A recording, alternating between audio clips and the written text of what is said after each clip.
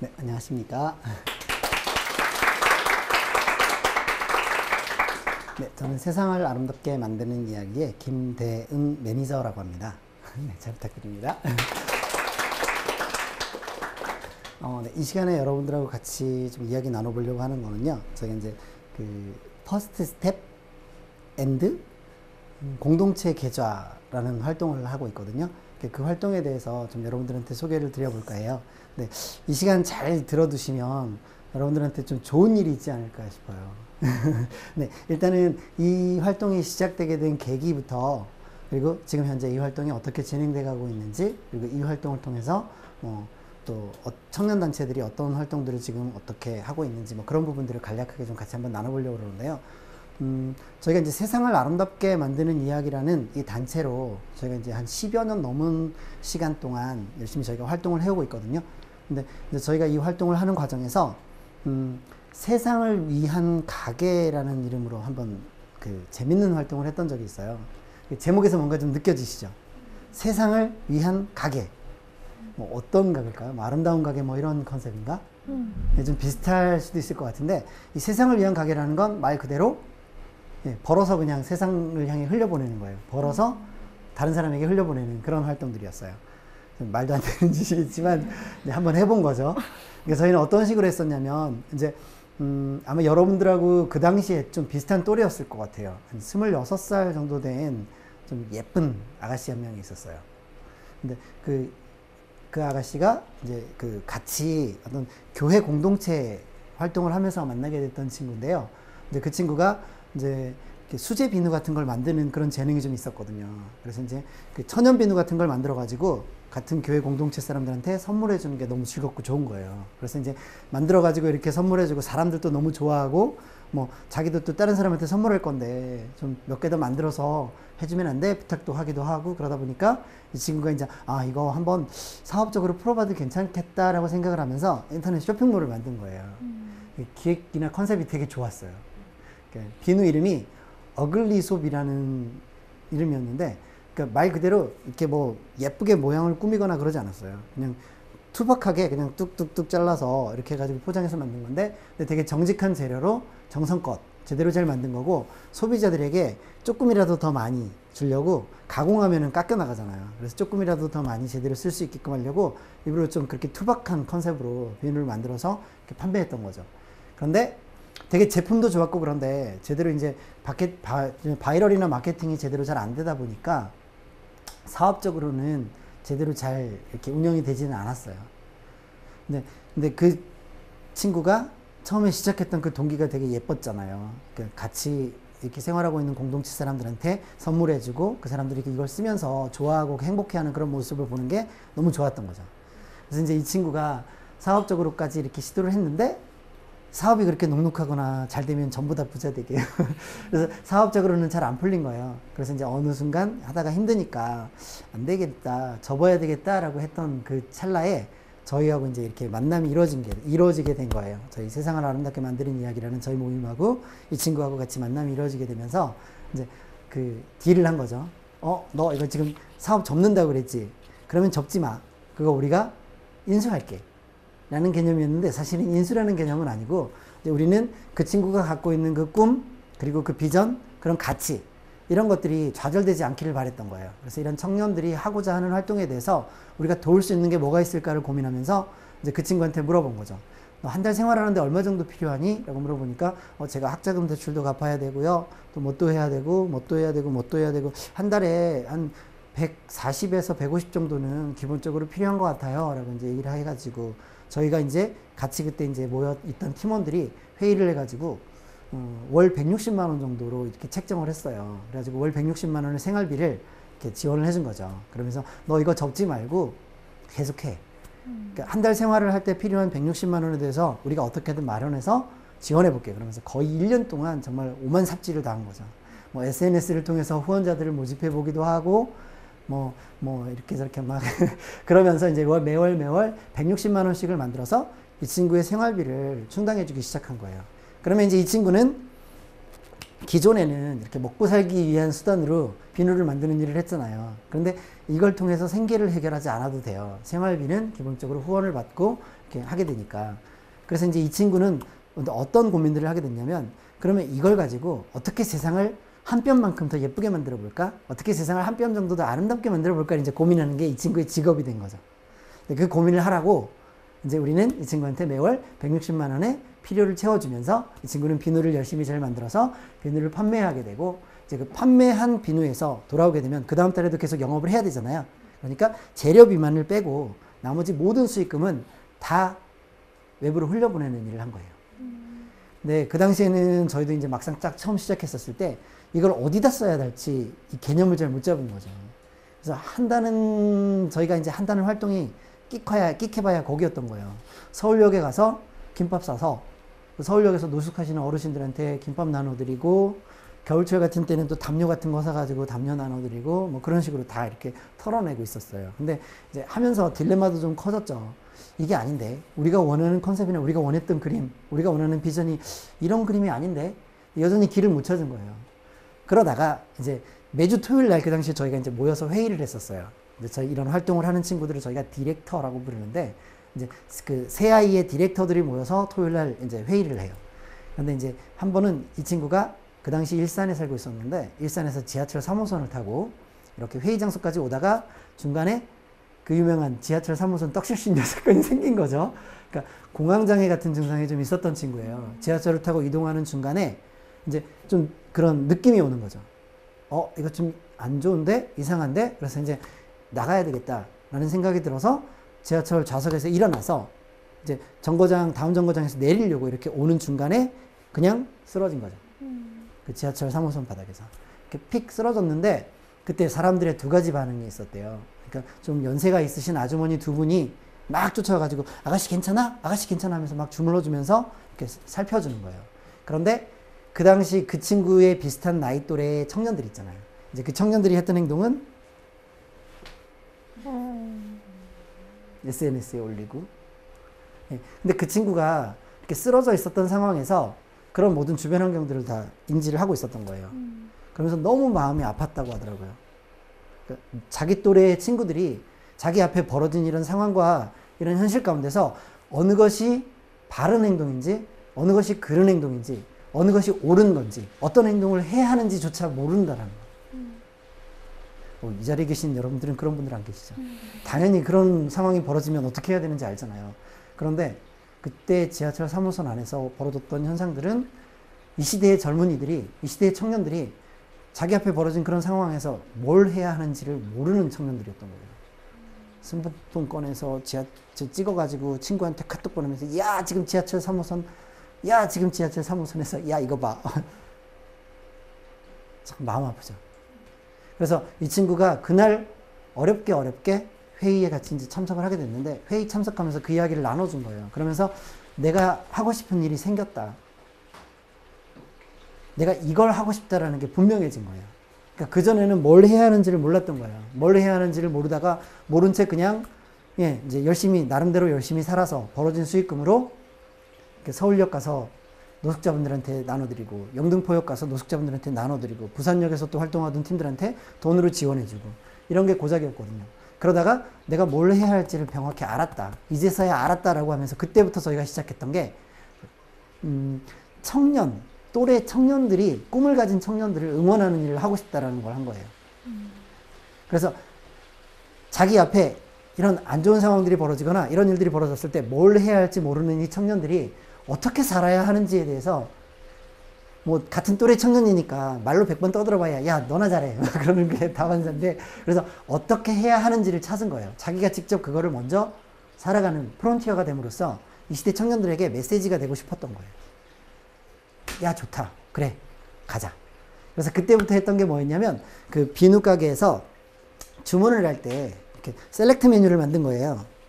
이렇게 이제 예를 들어서 뭐 어성초 비누를 주문을 했다, 아니면 뭐 이렇게 뭐 어글리 비누를 주문을 했다, 무슨 비누를 주문을 했다. 주문을 할 때 주문 메뉴에 반드시 그거를 넣은 거죠.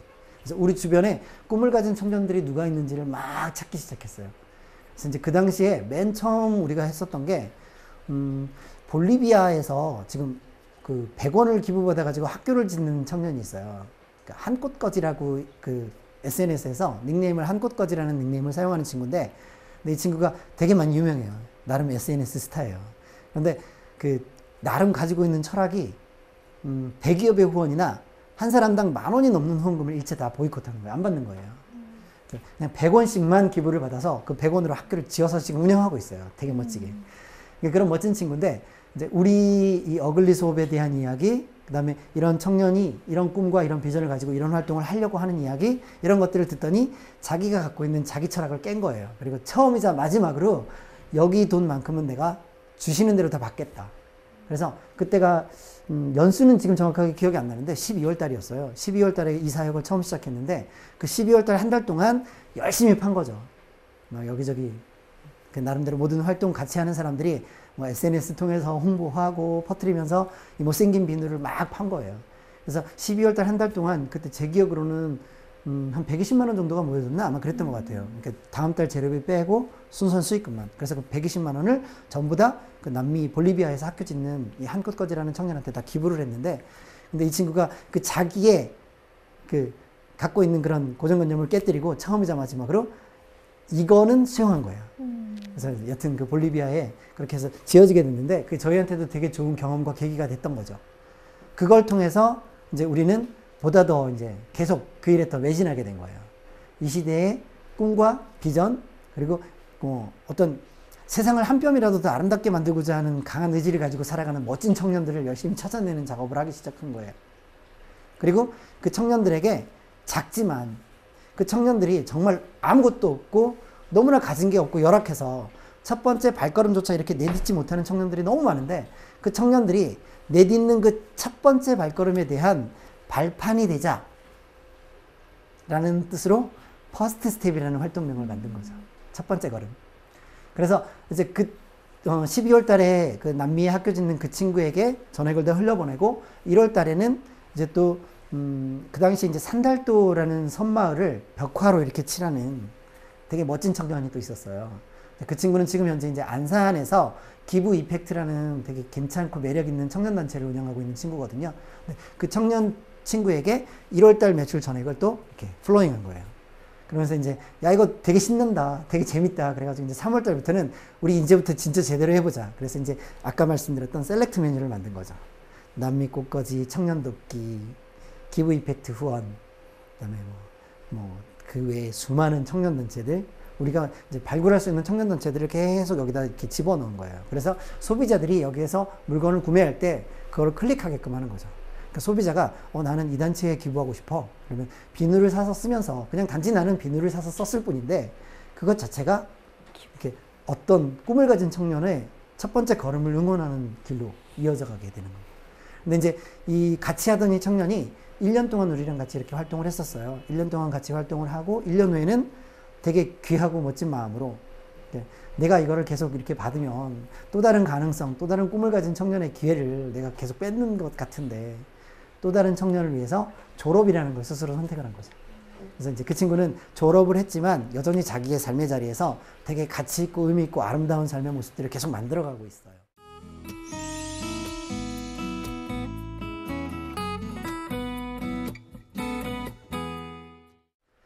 이제 그렇게 한 청년의 그런 아픈 경험들, 그리고 그 경험을 통해서 되게 멋진 사역의 모델들이 만들어진 거죠. 그래서 저희가 지금도 여전히 그 사역을 이어가고 있는데, 이제 퍼스트 스텝, N 공동체 계좌라는 그 이름으로 지금 그 활동을 해요.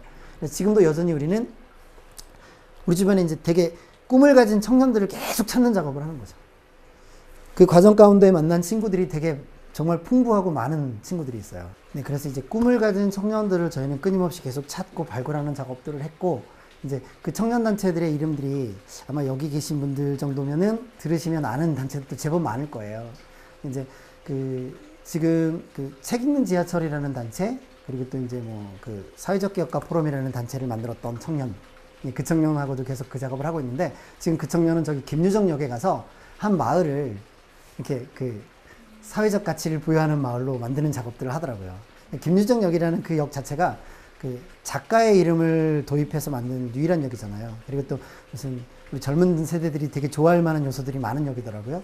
바이크도 있고 뭐 그런 여러 가지. 근데 그 마을에서 사회적 가치를 추구하는 그런 그 어떤 소외된 시골 마을이 아니라 그 가치를 부여하는, 그 마을의 가치를 부여하는 활동을 하고 있는 그런 멋진 청년이 있고, 아까 잠깐 소개해드렸던 것처럼 볼리비아에서 100원의 기부를 받아서 학교를 짓는 청년도 있고, 그리고 안산에서 청소년들, 꿈을 잃고 있는 청소년들, 그리고 안산이 세월호 사건으로 인해서 청소년들이 되게 많은 트라우마를 겪었잖아요.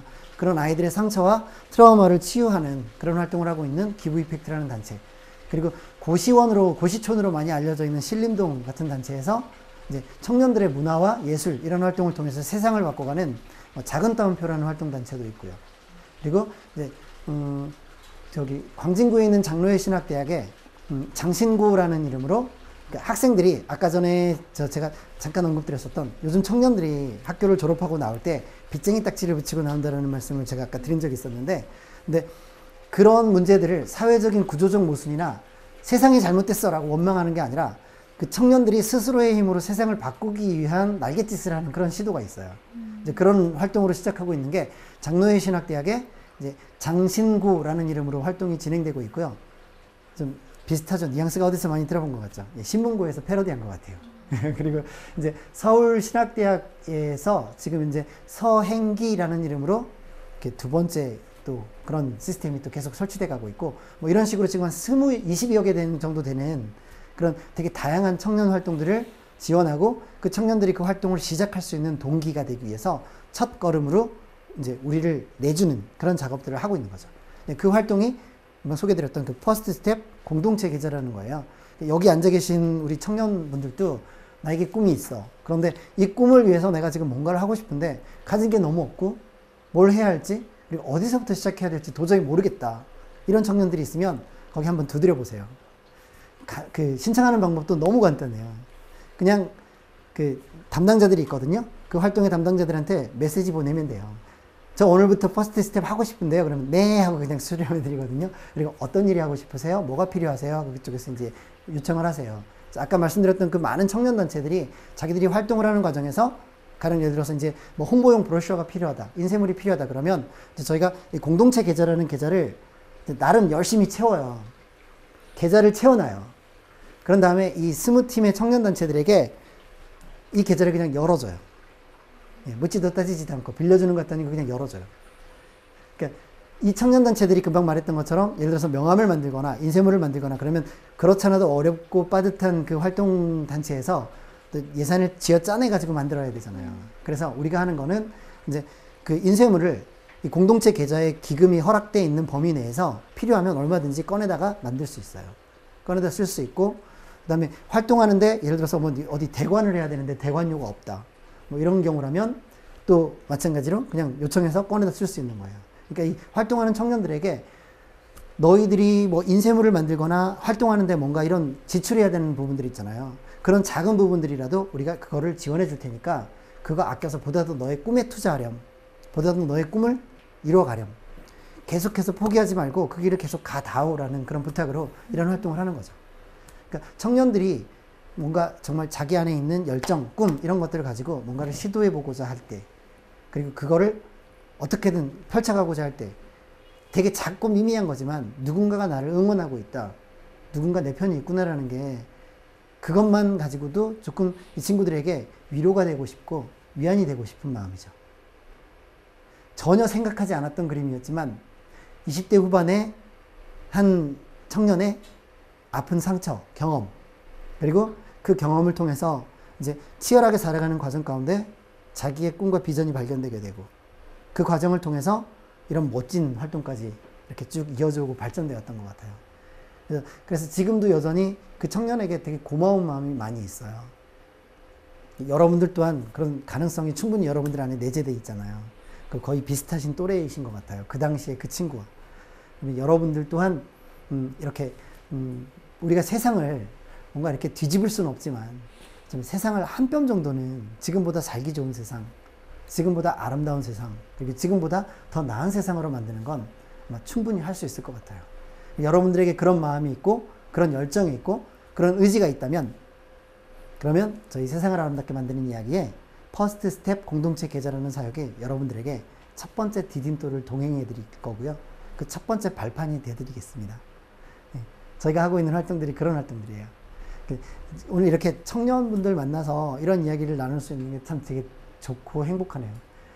여러분들은 잘 모르겠어요. 이렇게 듣보잡이 와가지고 이렇게 듣보잡이 30분 동안 열심히 얘기하는 게 얼마나 여러분들이 공감이 될지, 얼마나 여기에 여러분들의 마음이 녹아들어올지는 모르겠는데, 저희 작은 바람은 그냥 여러분들이 갖고 있는 꿈, 비전, 그것들이 조금 더 의미와 가치, 그러니까 현실 가운데 함몰되지 않았으면 좋겠어요.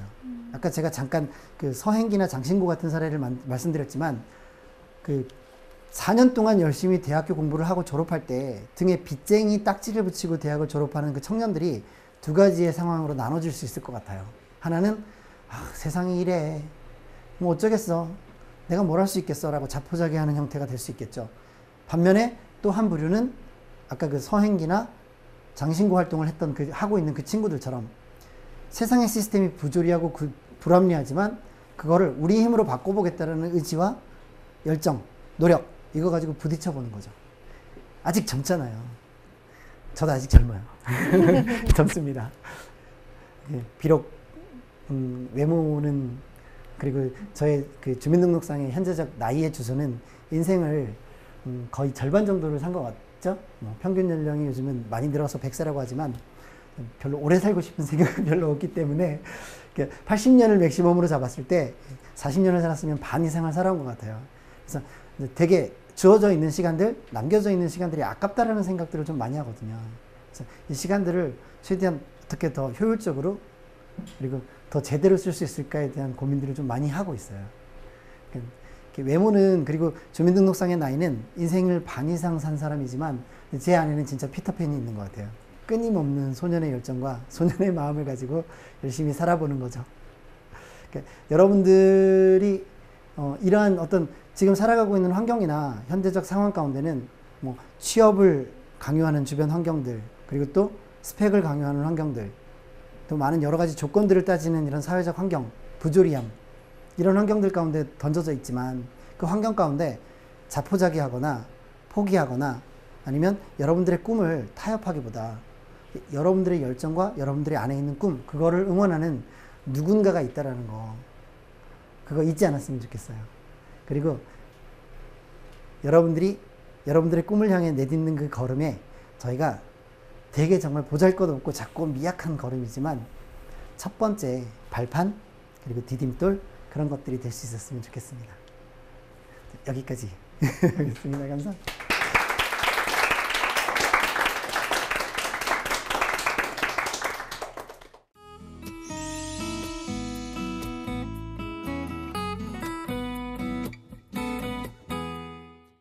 정말 세상을 아름답게 만드는 활동을 하고 계신 분입니다. 정말 우리 박수 한번 드릴까요?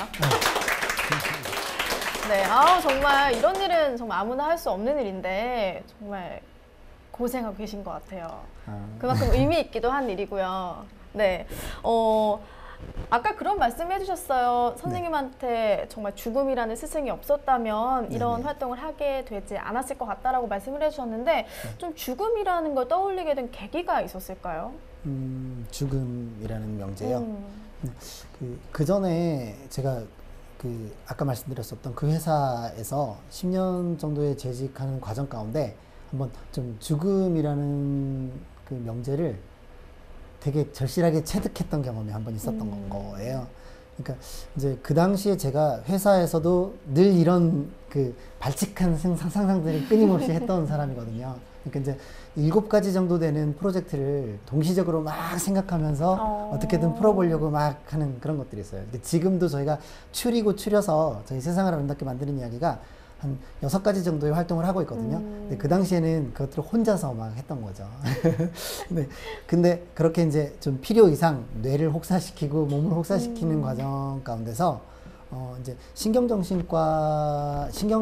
증상이 좀 몸에 찾아왔던 적이 있었어요. 정말 신기했는데 제가 제 몸을 이렇게 되게 아프게 통증이 느껴질 만큼 비틀거나 살점이 떨어질 정도로 비틀어도 정도 이상의 통증이 피드백이 안 되는 거예요. 그러니까 생활 속에서 느껴지는 작은 감각들은 피드백이 되는데 그리고 인간의 신체가 정말 되게 신기한 것 같아요.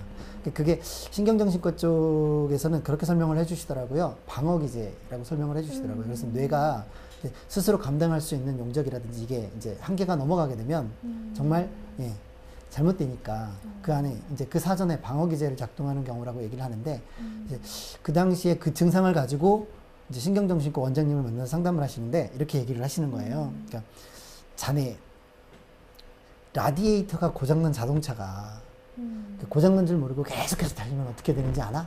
라고 질문을 하시더라고요.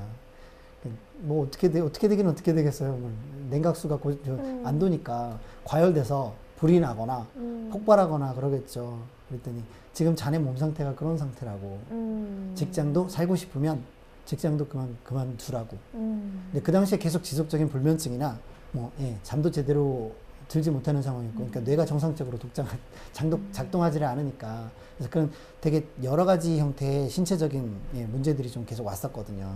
근데 그런 과정 가운데 이제 소위 그게 이제 저한테는 진짜 사망 선고였던 거죠. 그러니까 계속 이렇게 가면 자네 죽는다고. 일도 쉬고 생각하는 것도 멈추고 모든 걸 다 멈추라고 하더라고요. 그러면서 이제 명상 음악을 들으면서 머리를 계속 비워내는 작업을 하라고. 예.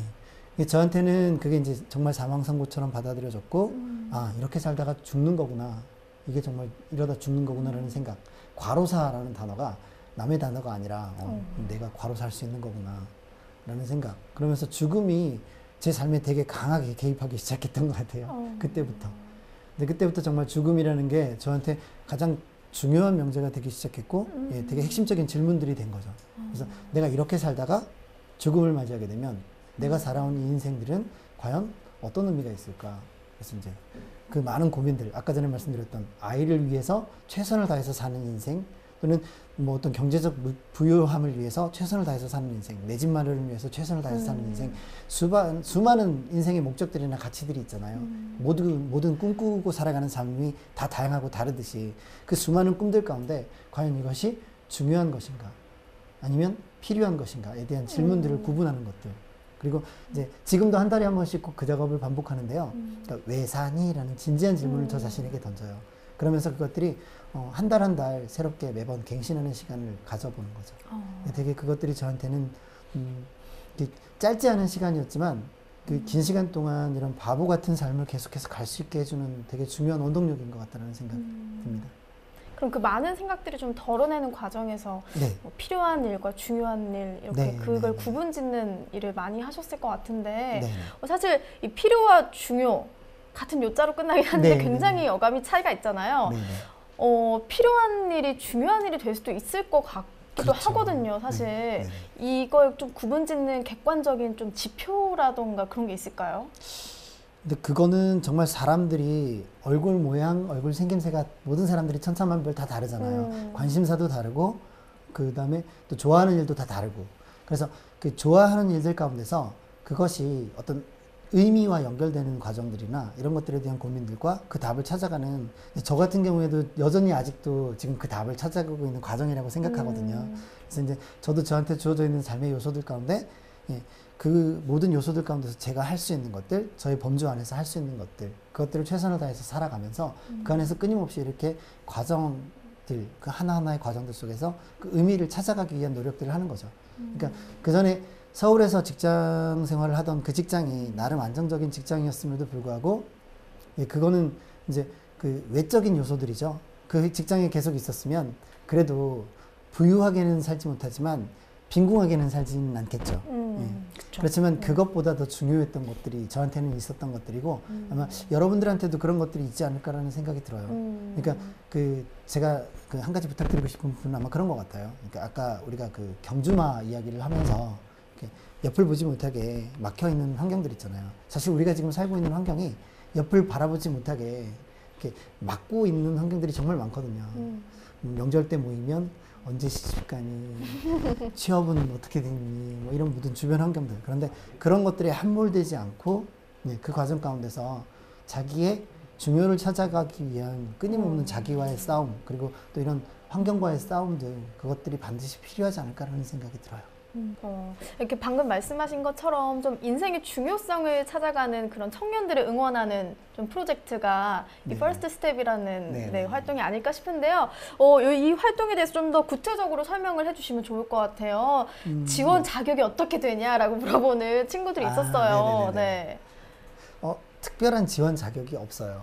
그러니까 그냥 아까 말씀드렸던 것처럼 그냥 세상을 우리가 살고 있는 세상을 지금보다 한 뼘 정도 더 아름답게 만들고 싶다라는 자기 안에 어떤 열정 뭐 이런 것들이 있으면 저희가 뭐 얼마나 대단한 단체도 아니고 그 감히 심사를 하거나 이런 게 아니고요.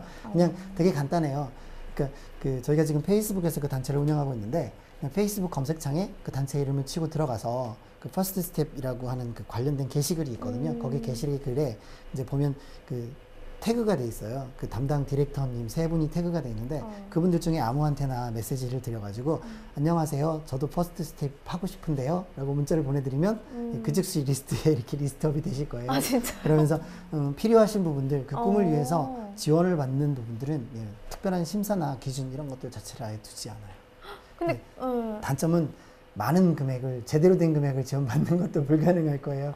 작은 것들을 모아서 그 작은 것들로 정말 첫 걸음을 내딛는 과정에 있어서 그 작은 응원, 그 정도 의미 정도밖에는.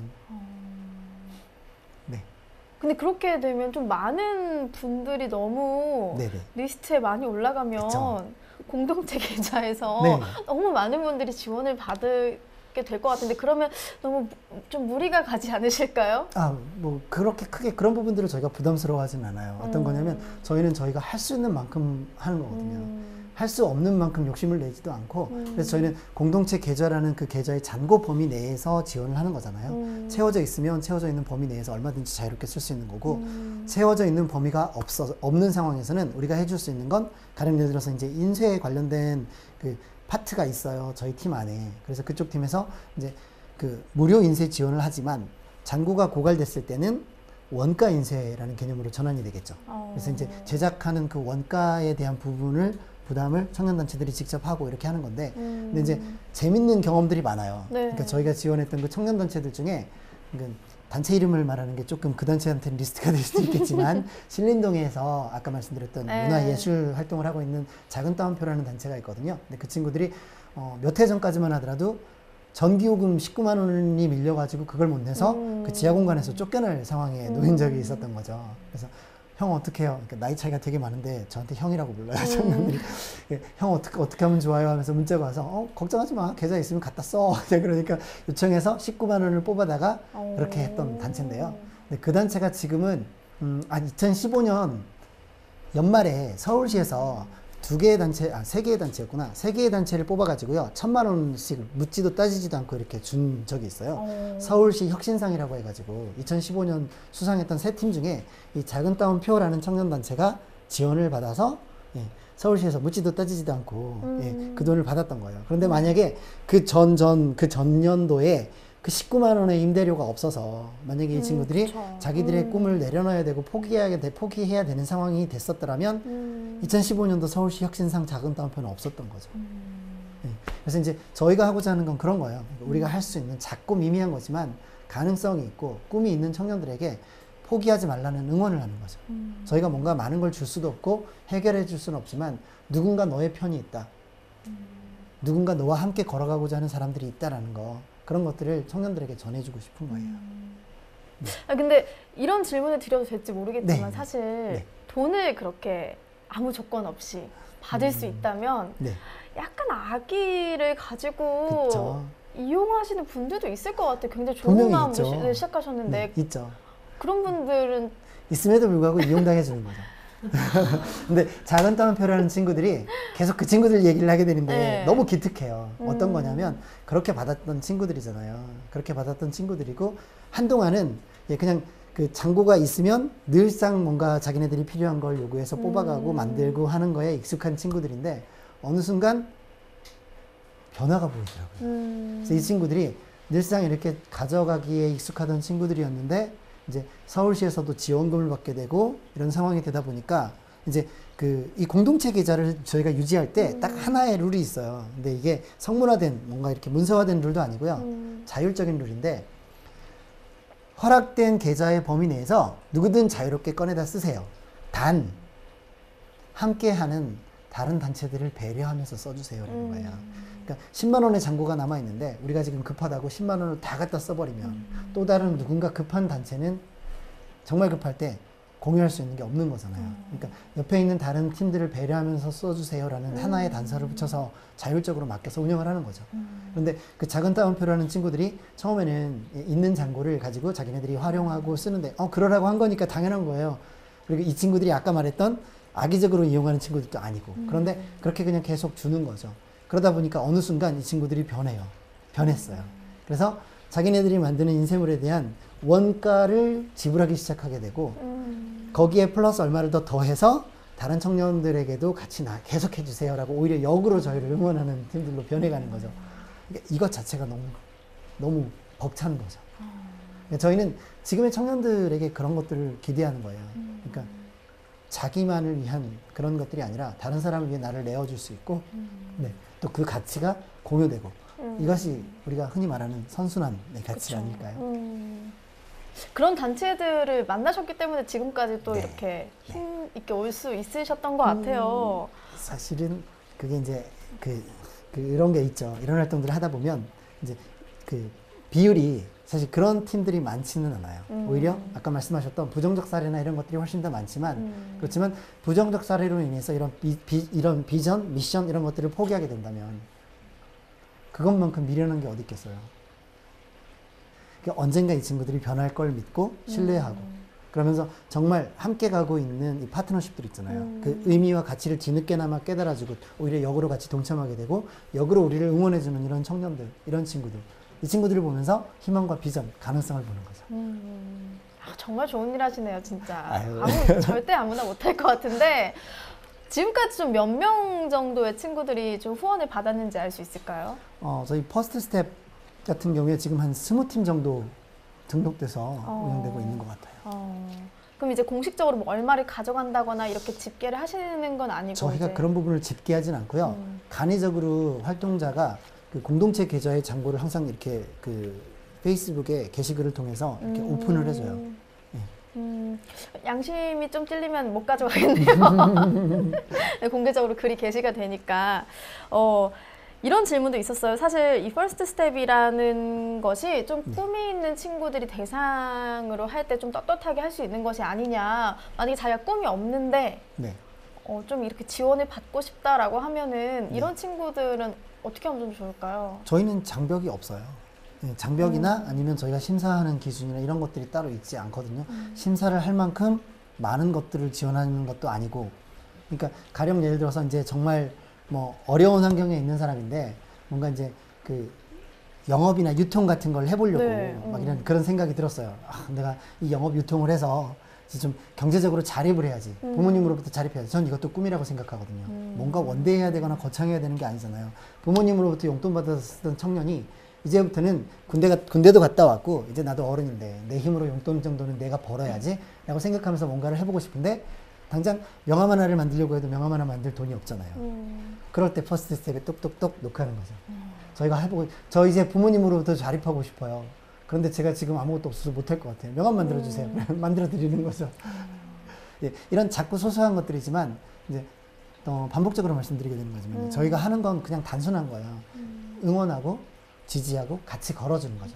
되게 미약한 첫걸음이지만 그 첫걸음을 내디딜 때 아주 작고 미미하지만 그 첫걸음에 대한 작은 디딤돌이 돼주고 싶은 거고 네, 응원하는 사람이 돼주고 싶은 거고요.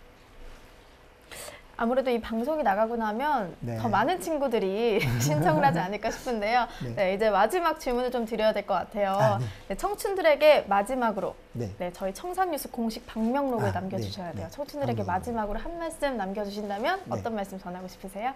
저는 오늘 첫 번째 강의에서도 계속해서 반복적으로 드렸던 말씀인데 여러분들에게 필요에 함몰되지 말고 중요를 추구하면서 살자라는 말씀을 드리고 싶어요. 네, 오늘 너무 강연 감사했습니다. 네, 감사합니다. 네. 정말 한 방울 한 방울의 이슬이 모여서 물줄기가 되고요. 또 물줄기들이 모여서 바다를 이루는 것처럼 미래를 위한 우리의 작은 행동들이 모여서 아름다운 세상이 될 수 있지 않을까, 네, 그런 기대를 해볼 수 있는 시간이었던 것 같습니다. 멈춰있던 마음과 생각이 흐르는 시간, 청산뉴스 오늘 강의는 여기까지입니다. 고맙습니다.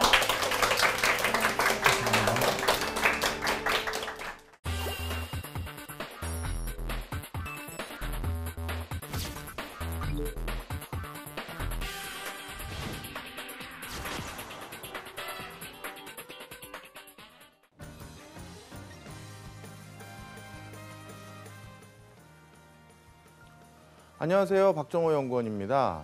자, 오늘 제가 여러분들께 말씀드릴 내용은요, 채용 프로세스를 이해해야 취업에 성공한다는 말씀을 드리고자 합니다. 기업을 이해하는 게 아니라 채용 프로세스를 이해하는 되는 이유는 무엇일까? 아마 이거에 대해서 많은 분들이 궁금해하실 텐데요. 제가 직급이 아주 높은 사람은 아닙니다만, 저도 이제 실무진으로서 제가 직접 일을 하는데 필요한 사람을 직접 뽑아본 경험이 있다 보니까요, 이제 채용에 대해서 좀 다른 관점에서 이해하게 됐었습니다. 그 과정에서요, 저희 회사에 지원을 했던 사람이라든지 아니면 다른 회사에 제가 객원 면접관으로서 또는 취업관으로서 이렇게 나갔을 때 이 사람들을 내가 어떤 관점에서 뽑아야 되느냐라고 심사를 하다 보니까요, 많은 분들이 기업에 대해서는 많은 공부와 학습을 해오면서 기업에 대한 이해는 많이 하고 있는데, 그 기업이 왜 이 채용 프로세스를 채택해서 이것을 가지고 사람을 선별하려고 하는 걸까라는 그 이해는 좀 부족하신 거를 확인했습니다. 그런데요, 우리가 지피지기면 백전백승이라고 하죠. 왜 그 채용 프로세스를 그 회사가 도입했는지, 그리고 그 채용 프로세스가 가지고 있는 함의가 무엇인지를 정확히 알고 취업에 대응을 했다면 아마 훨씬 효과적인 취업 대비가 되지 않았을까 하는 생각이 듭니다. 바로 오늘 제가 이 강의를 준비하게 된 가장 큰 배경은 여기에 있습니다. 그래서 우리가 요즘 여러 채용 프로세스 상에서요, 자주 만나보게 되는 다양한 전형 요소들이 도대체 어떤 내용을 가지고 있고, 도대체 지원자들의 어떠한 부분을 확인하고자 그러한 제도가 도입되었는지 하나하나 설명을 드리면서요, 그것을 통해서 효과적으로 이 취업에 대비하기 위한 방법도 함께 제시해 드리고자 합니다. 자, 오늘 슬라이드 하나씩 보면서 말씀드리도록 하겠습니다. 지금 옆에서 보시는 이 대표적인 채용 요소들 보시면요, 정말 다양하죠. 물론 한 회사가 이 다양한 채용 전형 요소들을 전부 다 사용하는 경우는 아마 없을 거예요.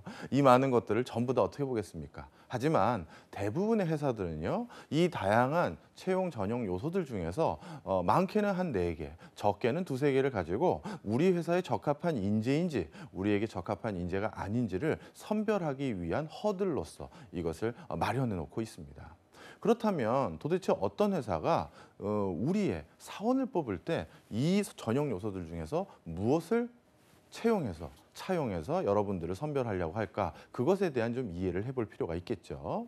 자, 이렇게 1년에 여러 가지, 지금 제가 적어드린 게 총 8개의 전형 요소인데요. 이 8개의 전형 요소들이 바로 우리 기업에서 찾고자 하는 인재상에 부합하는 내용을 선별하기 위한 각각의 내용들을 담고 있습니다. 그래서 그것을 하나하나 설명드려 보도록 하겠습니다. 먼저 살펴봐 드릴 것은요, 그렇다면 기업이 도대체 누굴 뽑기 위해서 바로 이러한 전형 요소를 사용하느냐, 그 부분에 대한 이해 먼저 짚고 넘어가야 될 것입니다. 사실 많은 기업들에 들어가 보면요, 그 기업의 인재상이라고 해서 어떤 기업은 도전 정신, 어떤 기업은 열정, 어떤 기업은 성실성, 어떤 기업은 협업 정신, 정말 다양한 미사오구들로 우리 회사가 지금 추구하고 있는 인재상이 무엇인지 설명하고 있습니다. 그런데 조금 더 궁극적인 답변을 좀 해볼 필요가 있어요. 그러한 성실성, 협업정신, 도동정신, 이거를 그 기업에 왜 도대체 인재상에 반영을 했느냐, 이제 이것을 살펴볼 차례가 있는데요. 그걸 좀 더 궁극적으로 들어가면요, 기업의 종류에 따라서 크게 기업이 찾고자 하는 인재는 2가지로 구분할 수가 있습니다. 먼저 영리법인 같은 경우는 영리법인에서 찾고자 하는 인재의 가장 궁극적인 목표는 뭘까요? 당연히 돈 잘 벌어다 주는 사람입니다. 그걸 절대 잊어서는 안 됩니다. 아, 강사님 무슨 말씀이세요? 요즘 기업의 사회적 책임이 얼마나 중요하고 기업이 이 사회에서 담보해야 될 여러 가지 공익적 활동이 얼마나 중요한데 그런 말씀을 하십니까? 이렇게 반문하시는 분도 계실 겁니다.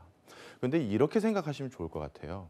만약에 내일 어떻게 될지 모르는 풍전등화의 앞에 상황에 놓여져 있는 그런 영업 구조가 되게 나쁘고 손실이 만연한 그런 회사에서 사회적인 공익이라든가 기부라든가 자선 활동 이런 것들 신경 쓸 수 있을까요? 당연히 없을 겁니다.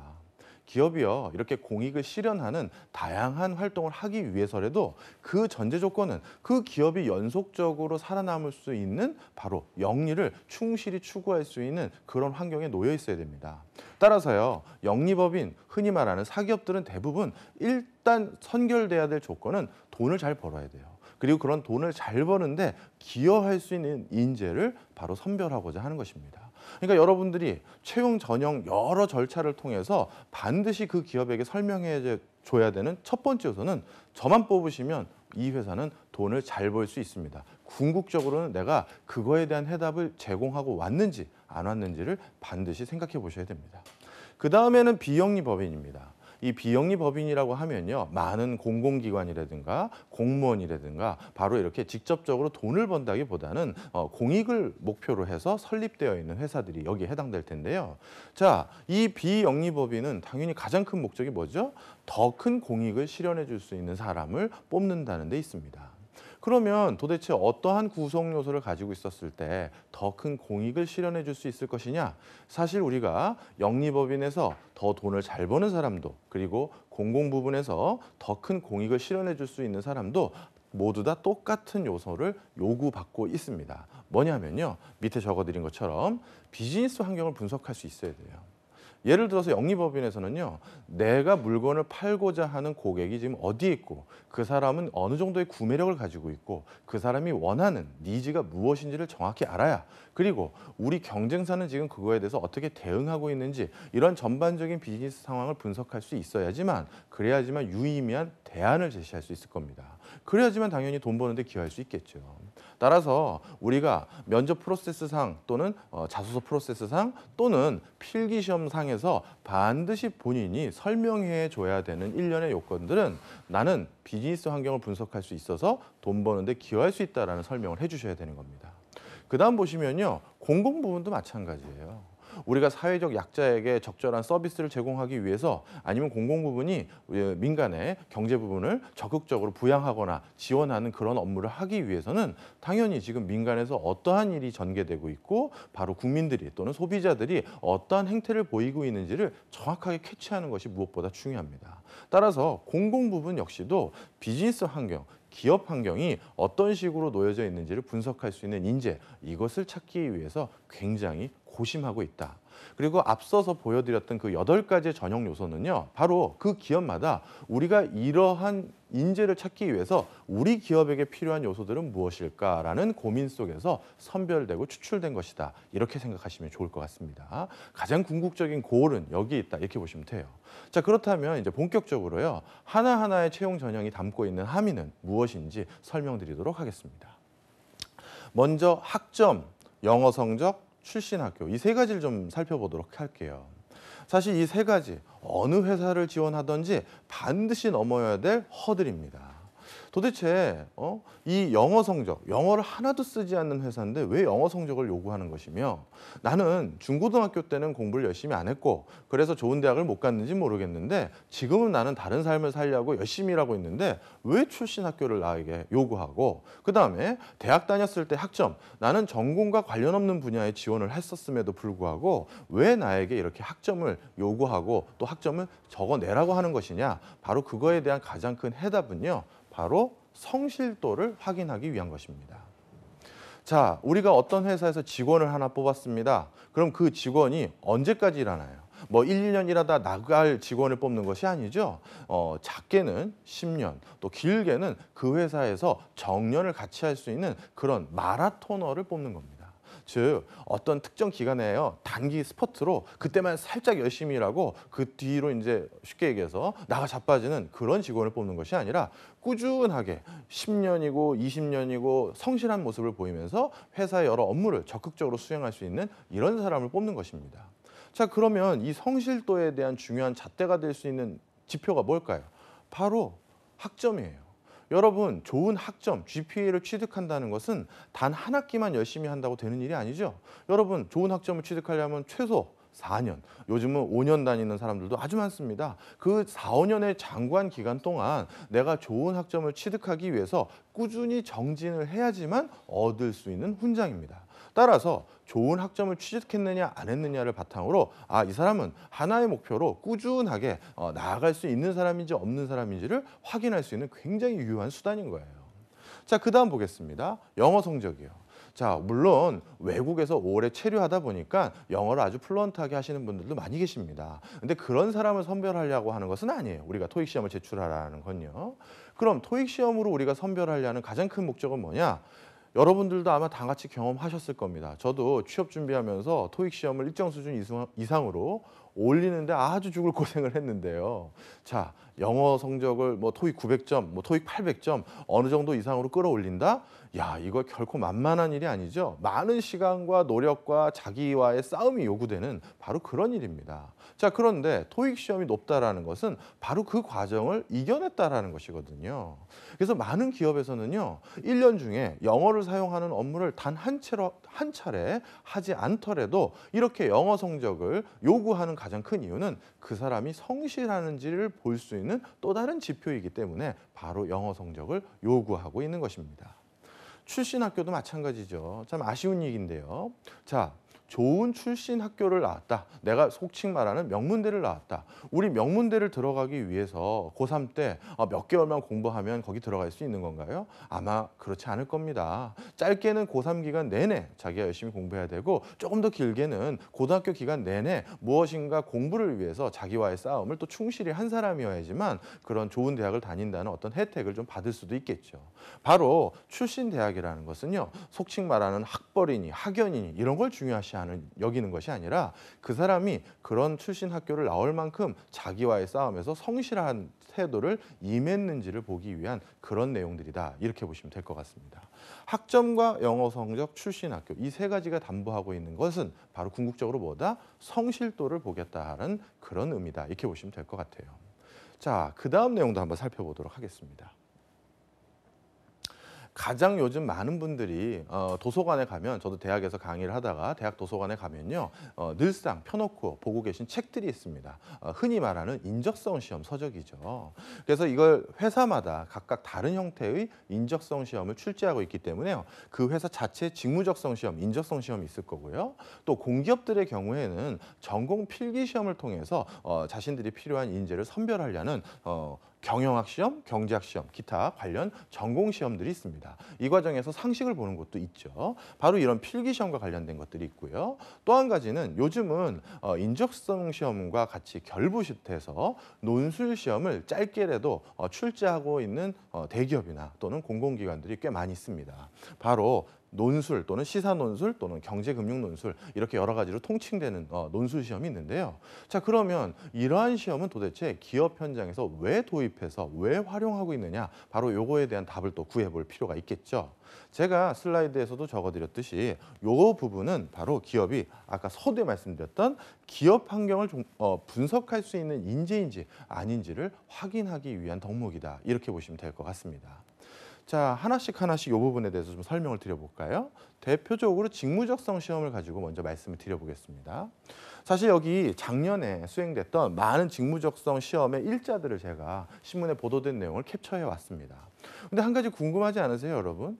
많은 회사에서요, 서로 간에 합의를 해서 우리 모두 직무적성 시험을 통해서 인재를 선별해 봅시다. 이렇게 합의한 거 아닌데요. 많은 회사들이 너도 나도 이 직무적성 시험이라는 걸 통해서 우리 회사의 인재를 뽑겠다, 선별하겠다라는 그런 시도를 하고 있어요.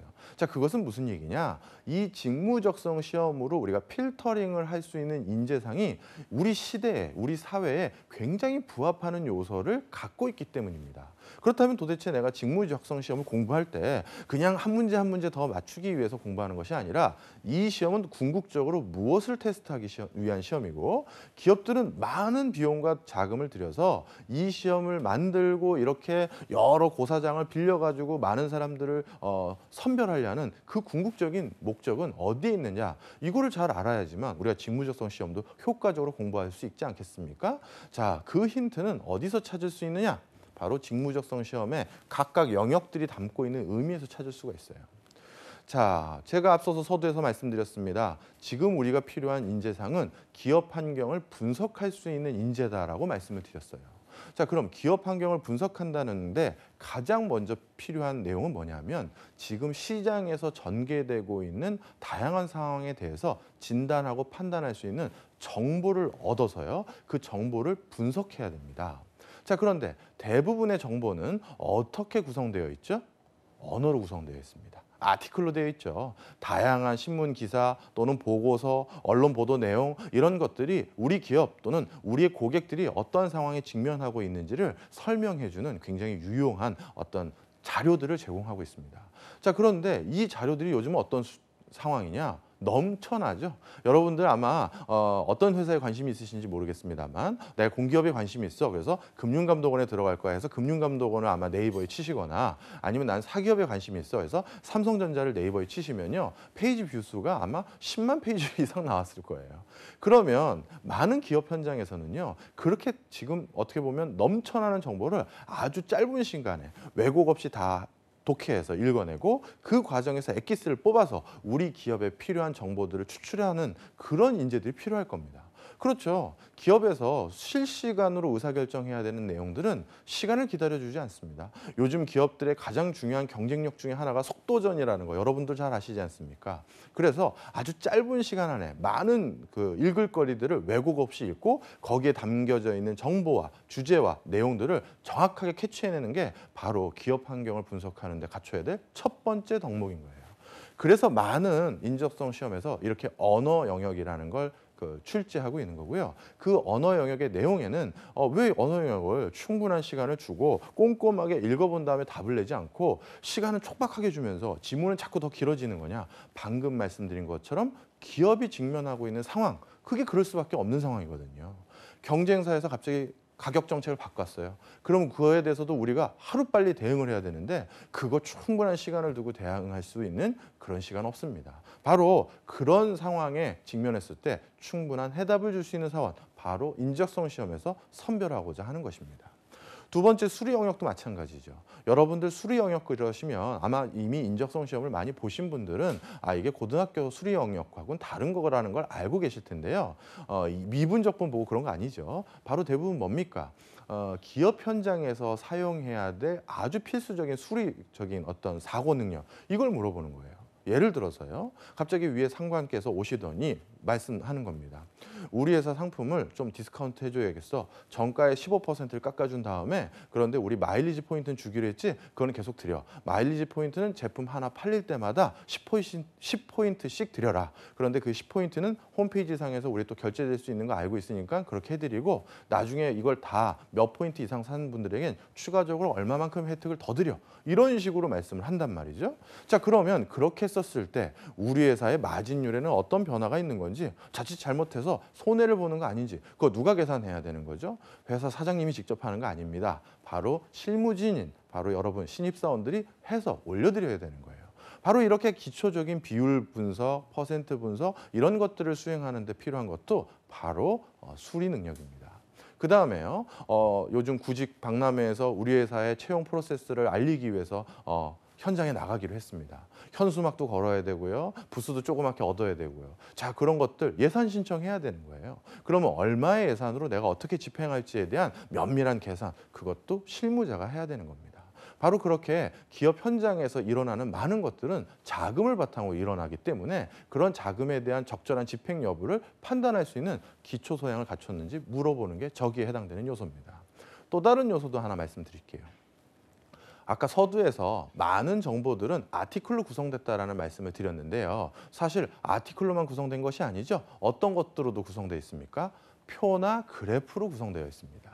그래서 우리가 신문 지면상에 있는 다양한 차트라든가 다양한 그래프들을 보면서 거기에서 일어나고 있는 여러 가지 함의를 바탕으로 기업에게 많은 시사점을 이끌어내기도 하는데요.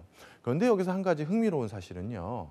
그 언론 매스컴을 통해서 또는 어떤 기업에서 보도자료를 통해서 제시하고 있는 그래프나 도표는 완성된 거예요. 즉 로우 데이터는 그렇게 아주 정갈하게 어떠한 기준과 하나의 어떤 분류 체계에 맞춰서 직접 이렇게 짜진 게 아닙니다.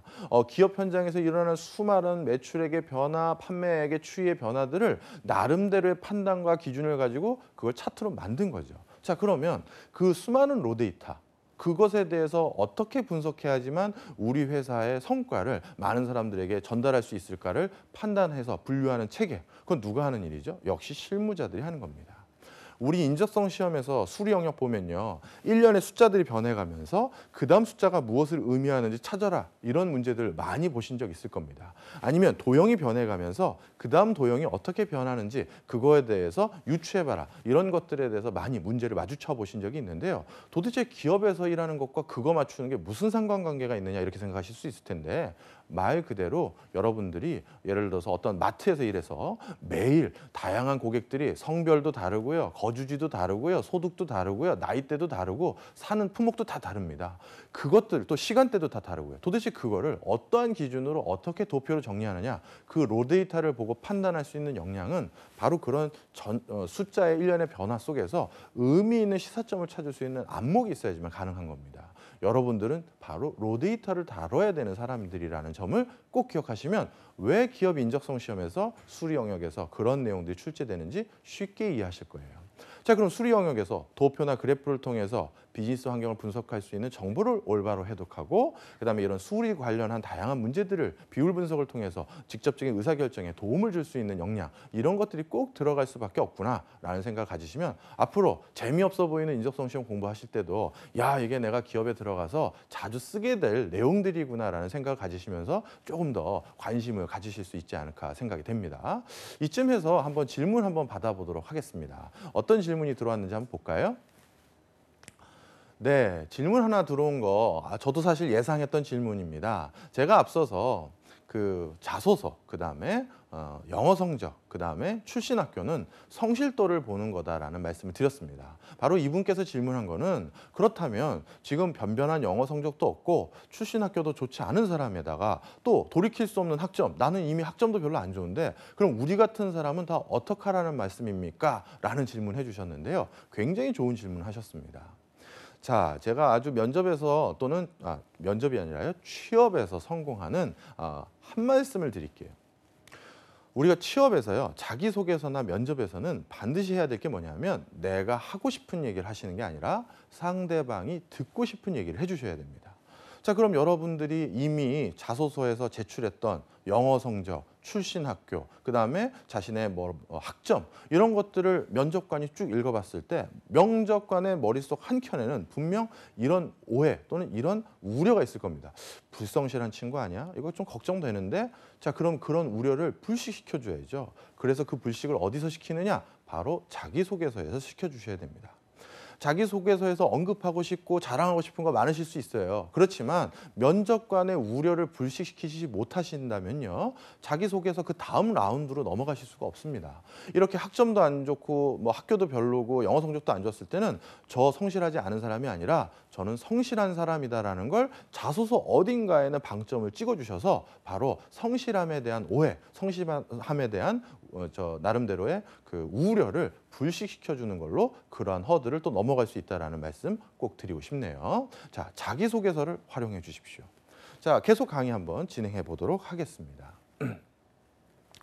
그 다음 이제 아까 앞서서 말씀드렸던 건 자체 직무 능력 시험에 대해서 설명을 드렸다면요. 그 다음 이제 논술 시험에도 한번 말씀을 드려보겠습니다.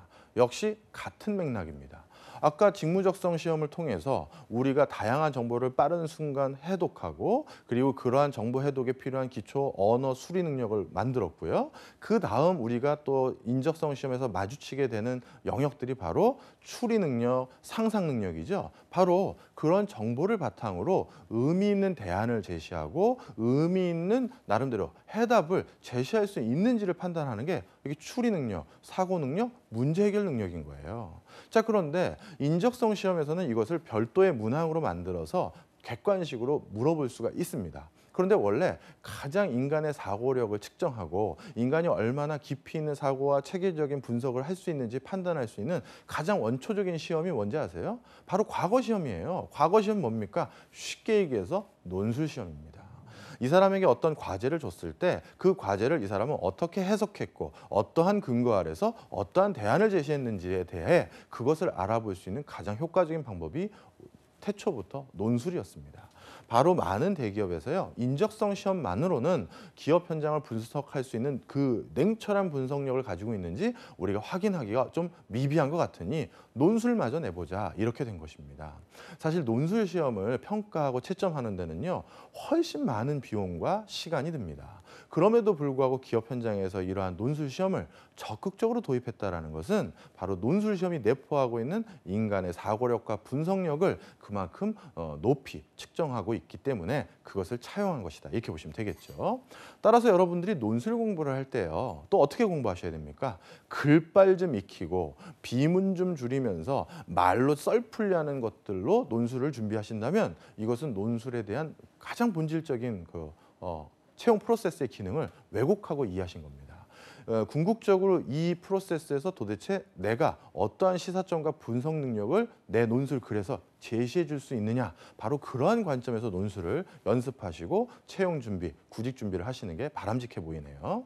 그 다음에 이것은 실제 기업 현장에서 어떤 논술 주제가 나왔을 때도 이것을 내가 어떠한 관점에서 접근해서 답을 찾아가야 되는지도 아마 지금 제 강의를 통해서 여러분들이 일정 정도 답을 얻으셨을 거다, 저는 그렇게 판단이 되네요. 자, 이게 바로 논술 시험에서 우리가 또 찾고자 하는 기업 프로세스의 중요한 시사점이다, 이렇게 말씀드릴 수 있을 것 같습니다. 자, 많은 분들이 논술에 대해서도 참 어려움을 많이 토로하시는데요. 논술에 대해서도 한번 질문 받아봐야겠죠. 논술에 대해서는 주로 어떤 것들이 질문으로 나오는지 한번 질문 살펴보겠습니다. 네, 지금 주신 질문 내용은요, 논술 도대체 어떻게 준비해야 되나요? 라는 다소 막역한 질문이신데요. 자, 이거에 대해서, 그리고 논술 어떻게 써야 되나요? 라는 막역한 질문이신데요. 요거에 대해서 제가 이런 관점을 좀 말씀드리고 싶습니다. 사실 공기업 시험에서 논술이 나온 거 하고요, 사기업 시험에서 논술이 나왔을 때 그 논술에 대해서 기술하는 방식이 사기업의 프레임으로 써야 되고 공기업의 프레임으로 써야 됩니다. 예를 들어서요, 이건 뭐 논술이 아니라 말로 하는 논술이죠. 면접에서도 마찬가지예요. 예를 들어서 한번 설명을 드려볼까요? 요즘 최근 비트코인이라는 전자화폐가 활성화되고 있는 추세가 보이는데 이거에 대해서 지원자는 어떻게 생각하십니까? 라는 질문을 사기업에서 만약에 받으셨다라고 하면요, 사기업 관점에서 대답을 해주셔야 됩니다. 어떻게 하느냐? 사기업은요, 바로 일반 구매자들, 소비자들에게 물건을 파는 사람들입니다. 바로 그 파는 사람들의 입장에서 비트코인을 결제 대금으로 자금을 우리가 받아도 좋을지 안 받을지, 그리고 비트코인을 결제를 받았을 때 우리는 다시, 우리 회사는 그것을 어떻게 해서 실질적인 화폐로 바꿀 수 있는지에 대한 그런 관점에서 비트코인에 대해서 설명을 해주시고 그런 관점에서 그 논술에 대한 문항을 작성을 해주셔야 되는 거예요.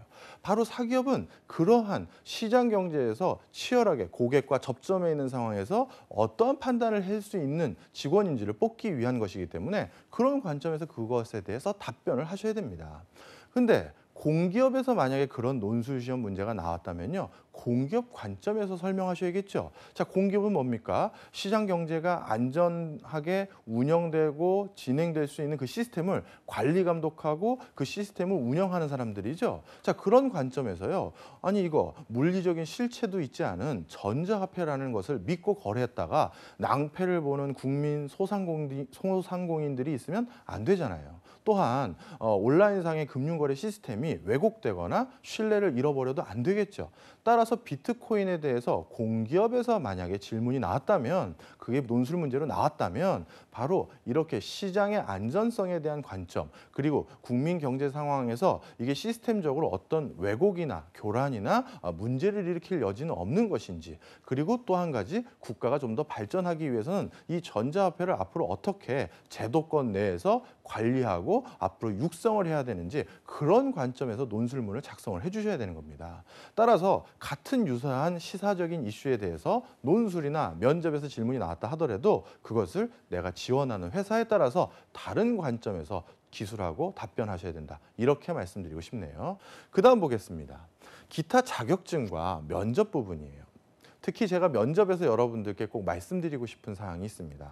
사실 지금까지 제가 분석 능력이라든가 사고력이라든가 이런 것들을 말씀을 드렸고요. 그리고 여러분들도 뭔가 자기의 업무 능력, 업무 수행 능력을 높이 이제 인정받고 싶다는 어떤 의욕 때문에 실제 면접에 들어가면 사람이 좀 드라이해지는 경향이 있습니다. 뭐 냉정해진다고 표현해야 될까요? 좀 뭐 날카로워진 척해야 된다고 해야 될까요? 자꾸 그런 경향들이 있어요. 그래서 무엇인가 따박따박 얘기하는 것도 좋고 객관적인 근거를 가지고 얘기하는 것도 다 좋은데 그 과정에서 인간미가 없어 보이는 과오를 저지르시면 절대 안 됩니다. 우리가 여러분 이 생각을 하시면 아주 쉬울 것 같은데요. 가족보다도요. 나중에 이제 취업 활동을 이제 취업에 성공하셔서 이제 회사 생활을 하다 보면 가족보다도 오히려 직장 동료와 같이 있는 시간이 훨씬 더 많습니다. 오전 9시에 출근해서요. 저녁 요즘 7시에 퇴근하는 회사 별로 없죠. 또 야근도 하고 그렇습니다. 저녁 7, 8시까지 일한다. 하루에 근 12시간 가까이를 직장 동료와 같이 있는 거예요. 집에 갔을 때는요. 밥 먹고 자면 사실 실질적으로 가족과 얘기할 수 있는 시간은 많지 않습니다. 자, 그 얘기는 무슨 얘기냐? 바로 나의 일상생활 동안 바로 옆에 있는 내 직장 동료는 나와 가장 삶을 많이 공유하는 사람이에요. 자, 그런 사람하고는 여러 가지 업무적인 상황으로도 논의도 해야 되지만 때로는 내 업무가 너무 터프해서 힘들면 의지도 해야 되고 또는 격려도 받아야 되고 바로 그런 사람들이어야 됩니다. 그런데 그런 인간미를 안 가지고 있는 사람을 내 옆에 앉혀서 내 동료로 12시간씩 매일 같이 있겠다? 아마 그런 회사, 아마 그러고 싶은 직장 상사 없을 겁니다. 얼마든지 소통하고 서로 양보하고 때로는 서로 이해하고 격려할 수 있는 그런 부분을 보여줘야 되는 거거든요. 따라서 자신의 업무 수행 능력뿐만 아니라 면접에서는 내가 당신들과 같이 더불어 살 수 있는 사람입니다. 더불어 생활할 수 있는 사람이다라는 걸 반드시 천명하고 오셔야 돼요. 그래서 면접에서는 인간적인 부분도 놓쳐서는 안 된다는 사실을 기억해 주셔야 되고요. 그다음에 자격증 부분입니다. 우리가 어떤 업무를 수행할 때는요. 그들이 사용하는 언어, 그들이 사용하는 도면, 그들이 사용하는 프로그램 이런 것들을 같이 공유하거나 같이 이용해야 될 때가 있습니다. 그런데 바로 어떤 사원을 뽑았는데 그 사람이 그런 것에 대한 용어도 잘 모르고 도면도 볼 줄 모르고 프로그램을 이용할 줄 모른다. 아마 한동안 그 사람 때문에 많은 직장 동료들이 큰 애를 먹게 될 텐데요. 자, 그래서 그런 자격증 같은 경우는 그 분야를 들어갈 때 나도 여러분과 편안하게 대화를 나눌 수 있고 나도 여러분과 같이 척하면 척 탁하면 탁 이렇게 소통할 수 있는 기본적인 자질을 가지고 있었습니다. 라는 그런 시그널을 주시는 거예요. 예를 들어서 자격증을 통해서 그런 기초적인 용어라든가 개념이라든가 또는 프로그램을 취득했었을 땐 여러 가지 것들을 같이 진행할 수 있지 않겠습니까? 바로 그 자격증을 면접에서 자격증 가지고 있나요? 아니면 자격증 소지 여부에 대해서 물어본다는 것은 바로 그러한 내용을 담고 있는 것이다. 이렇게 생각하시면 좋을 것 같습니다. 자, 이렇게 해서 저희가 지금 우리 현장에서 채용 프로세스 상에서 마주 목격하게 되는 1년에 8가지 요소를 다 살펴봤는데요. 자, 이 중에서 마지막으로 한번 또 질문 뭐 들어왔나 한번 살펴보도록 할까요? 네. 이제 마지막 또 질문 하나가 또 들어온 게 있는데요. 자격증에 대해서 질문을 해주셨네요. 저는 회계 분야를 전공하려는 사람인데 또 지원했던 사람인데 회계사 자격증도 없고 전산회계라든가 재경관리사 이런 자격증이 아직 없습니다. 이런 경우에는 회계사 관련한 분야에 계속 지원을 해도 되는지 이렇게 반문을 한 바로 그런 질문입니다. 이거에 대해서 제가 이렇게 답변 드리고 싶습니다. 제가 아까 서두에도 말씀드렸습니다. 본인을 뽑아야 될 이유를 제시해줬는지 안 해줬는지를 꼭 답변을 하실 수 있어야 돼요. 예를 들어서 자기가 면접을 보러 갔는데 옆에 앉아있는 두 사람이 회계사입니다. 자, 이 두 사람이 회계사임에도 불구하고 회계사 자격증이 없는 나, 그다음에 회계 관련한 자격증이 없는 나를 뽑아야 될 이유를 뭐로 제시하실 거예요? 만약에 그러한 회계사 자격증이 없어도 나를 뽑아야 될 이런 이유가 있습니다라고 제시할 수 있으면 없으셔도 됩니다. 자격증이 없으셔도 돼요. 그런데 그럴 이유를 찾지 못하셨다면 확률상 본인도 남들과 같은 선상에서 평가받을 수 있는 무엇인가의 근거를 그분들에게 제공해 주셔야 됩니다. 기업에서는 그래도 일을 해야 되는 곳이기 때문에 일을 원활히 수행할 수 있는 사람을 뽑는 것입니다. 따라서 옆에 관련 분야에서 적지 않은 소양을 가진 사람이 있음에도 불구하고 나를 굳이 선택해야 될 분명한 이유를 꼭 자격증이 아니더라도 찾으실 수 있다면 저는 꼭 자격증에 매진하거나 자격증에 몰입하실 필요는 없다 이렇게 생각이 들고요. 만약에 그런 대안을 솔직히 찾지 못했다 그러면 하루속히 자격증을 따시든지 아니면 다른 분야를 좀 알아보시는 것도 아주 조속하게 좋은 회사에 취업하는 또 하나의 방법이 아닌가 이런 생각도 드네요. 자, 마지막 슬라이드로 제가 이제 말씀드릴 거 한번 보겠습니다. 바로 그럼 공기업을 비롯해서 여러 회사들을 어떻게 지원해야 되느냐, 특히 이번에는 공기업을 가지고 말씀을 좀 드려보려고 하는데요. 저는 두 가지를 얘기해 드리고 싶습니다. 첫 번째, 해칭 스트레이지 뭐 이렇게 말씀을 드렸는데 해칭을 하시라는 거예요. 즉 위험을 회피하기 위한 일련의 노력을 하시라는 말씀인데요. 간단히 말씀드리면 자산관리공사라고 우리나라 굴지의 공기업 중에 하나죠. 이 캠코라는 자산관리공사의 시험을 보시면 예를 들어서요. 이 공기업 시험 전형은 자주 바뀌기 때문에 또 내년에 어떻게 바뀔지 모르겠습니다만 자, 경영학과 경제학 이 둘 중에 하나를 필기시험 과목으로 선택을 요구하고 있는 게 캠코의 시험이라고 하면요. 저는 캠코 같이 좋은 공기업을 다니고 싶습니다. 그런데 캠코 채용 전형이 매해 나온다는 보장도 없고요. 그다음에 또 다른 공기업 채용이 떴는데 이럴 때 저는 어떻게 해야 되나요? 바로 그런 것들 고민하시잖아요. 저는 그럴 때 뭐라고 말씀드리냐? 다른 데도 꼭 지원을 하라고 저는 말씀드려요. 예를 들어서요. 경기지방공사라고 해서 경기도의 다양한 신도시를 건설하고 이러한 일을 하는 그런 도시공사가 있는데요. 여기도 과목을 봤더니 경영학과 똑같이 영어를 시험 전형 과목으로 사용하고 있습니다. 자, 그렇다면 저는 캠코를 지원하려는 분께서 바로 경기지방공사도 지원을 하시라고 저는 강하게 말씀드려요. 자, 그 이유는 크게 두 가지인데요. 첫째 말씀드리겠습니다. 캠코 시험만 준비하다가 인생에 한 번 보던 시험인데 아마 두 번 기회가 있을지도 없을지도 잘 모르지 않습니까? 그런데 그 시험을 낭패를 보면 어떻게 되겠습니까? 너무 안타깝겠죠. 자, 그래서 우리가 수능 때도 뭘 했습니까? 다양한 모의고사를 매달 치렀던 거예요. 자, 그러면 캠코를 지원하는 사람에게 경기지방공사도 물론 엄청 들어가기 어려운 시험이지만 본인이 캠코를 원했으니까 그럴 때 경기지방공사에서 실제 고사장에 가서 실제 공사의 시험을 보는 것은 아마 최고의 모의고사 역할을 해줄 겁니다. 자, 제가 말씀드리고 싶은 건 뭐냐면요. 특정 공기업을 제가 폄하하는 건 절대 아니고요. 내가 원하는 공기업이 아니더라도 만약에 그것과 유사한 과목을 필기시험 과목으로 가지고 있는 곳이라면 그건 최고의 모의고사가 될 수 있으니 적극적으로 응시를 해라 라고 말씀드리고 싶었던 겁니다. 자, 그리고 또 한 가지 이유가 있어요. 그러다가 강사님, 제가 만약에 붙어버리면 어떡하죠? 참 벌써 남다른 고민들을 하시는데 만약에 붙는다 하면 그걸 가지고 다시 부모님이나 자기 스스로 이 회사도 참 좋은 회사인데 어떻게 해야 될지 한번 생각도 해보시는 거고 그리고 어떤 공기업에 내가 최종 합격했다라는 것은요. 사실 다른 공기업에서 그 친구를 뽑아야 될 또 하나의 어마무시한 근거를 만들어 놓은 겁니다. 저는 어느 공기업에서 최종 합격을 했음에도 불구하고 이 회사가 오고 싶어서 포기하고 온 사람입니다.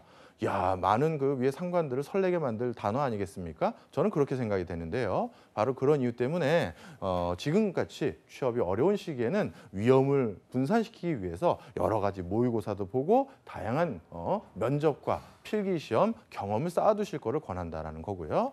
두 번째, 샷건 어프로치. 샷건 뭡니까? 산탄총이죠. 총을 이렇게 쏘면 이렇게 탕 퍼지는 그런 총입니다. 이 샷건 어프로치를 하라는 것은요. 제 인생에 어떻게 보면 인생의 선배로서 드리는 말씀인데요. 저도 이렇게 좀 살아오다 보니까 처음에 대학교 제가 1학년 때 나는 나중에 이런 일을 할 거야 라는 생각들 그리고 제가 대학교 4학년 때 먹었던 나는 사회에 나가면 이런 일을 이런 이유 때문에 할 거야 라는 생각들 그리고 진짜 사회에 나가서 내가 이런 일들을 이런 이유 때문에 할 거야 라는 생각들이 자꾸만 변해가더라고요. 그리고 그 과정에서 의도치 않은 어떤 누군가를 만났거나 아니면 어떤 정보를 얻게 돼서 제 삶의 방향성이 송두리째 의도하지 않은 방향으로 흘러서 잘 되기도 하고 못 되기도 했던 적이 많았던 것 같습니다. 자, 이렇게 떠올리시면 좋을 것 같아요. 고3 때 대학을 들어가기 전에 내가 대학에 대해서 생각하고 꿈꿨던 것이 대학 다니면서 참 많은 것들이 바뀌어 오셨죠. 역시 구직 활동을 준비할 때도 역시 마찬가지라고 생각하시면 딱 적합합니다. 구직을 준비하는 과정에서 사회생활은 이런 걸 거야, 이 회사는 이런 걸 거야, 나름대로 면밀하게 준비하고 공부하시긴 하지만 실제 나가서 활동을 하다 보면 또 전혀 생각지 못했던 면들을 많이 마주치게 되는데요. 자, 그래서 저는 좀 열린 마음으로 취업을 준비하시면 어떨까 하는 생각을 가져봅니다. 그래서 다양한 것들에 대해서 좀 마주쳐 보세요. 여기 코트라라는 우리나라의 또 굴지의 공기업을 제가 적어왔는데요. 거기 경제학 시험이나 논술 시험을 가지고 얼마 전부터 사람을 뽑았습니다. 또 채용 전형은 또 바뀔 수는 있겠지만요. 그런데 경제학하고 논술 시험을 열심히 준비하면서 코트라를 보려는 사람이 한국경제신문이라는 우리나라 굴지의 언론사의 신문 기자 채용 점수를 봤더니만 경제학 시험하고 거기도 논술을 본다. 저는 기자라는 직업이 또는 기자라는 직업이 사회적으로 가지고 있는 위상이 결코 코트라 직원보다 낮다고 생각하지도 않고요. 대우가 또 뭐 못하다고 생각하지도 않습니다. 자, 그렇다면 기자로서는 어떤 사회생활을 하게 되는 걸까? 마주쳐보고 또 엿보고 또 그쪽을 문을 두들겨보는 그런 행보, 한번 열린 마음으로 그것도 다가가 보면서 어차피 자기가 공부했던 분야에 좋은 또 모의고사 기회가 돼주지 않겠습니까? 그래서 저는요, 취업을 조금 더 열린 마음으로 다양한 각도에서 준비하셨으면 하는 그런 마음 마지막으로 전달해 드리고 싶습니다. 네, 오늘 강의는요, 채용 프로세스를 이해해야 취업에 성공할 수 있다는 관점에서 설명을 드려봤습니다. 아마 지금까지 많은 강의들이 회사를 중심으로 설명을 했다면요, 오늘 강의는 그 채용 프로세스가 담고 있는 함의를 알아야 어떤 식으로 대응할 수가 있고 그걸 우리가 어떻게 넘어갈 수 있는지에 대해서 설명을 드려본 강의라고 말씀드릴 수 있겠네요. 저는 다음 시간에는요, 그렇다면 나의 직무 적합성은 도대체 어떻게 찾아낼 수 있는지 그거에 대해서 좀 말씀을 드려볼까 합니다. 내가 도대체 어떤 분야에 어떠한 것에 관심을 둘 수 있고 또 그 분야를 할 수 있는 업무를 수행할 수 있는 기초 소양은 갖추고 있는 것인지 여부를 확인할 수 있는 그런 방법, 그것을 제가 다음 시간에 가져오도록 할 생각입니다. 자, 오늘 시간 여기서 마치겠고요. 저는 다음 시간에 또 좋은 내용 가지고 다시 찾아뵙겠습니다. 감사합니다.